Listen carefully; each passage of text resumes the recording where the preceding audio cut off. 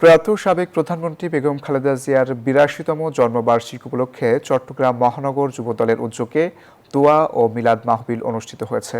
শনিবার নগরের খুলশীর বাইতুল আমান জামে মসজিদে এ দোয়া মাহফিলের আয়োজন করা হয়।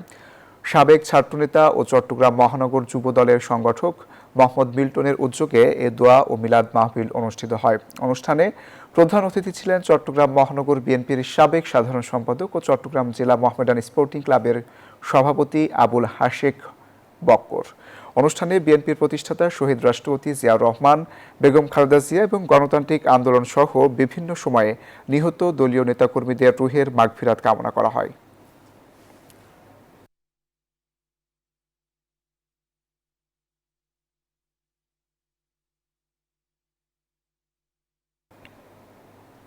ক্রাঞ্চি রোলের ভিতর চকলেট ক্রিমের ফিলিংয়ে অল টাইম ক্রিম রোল মুখে দিতেই স্পেশাল ইনসাইড।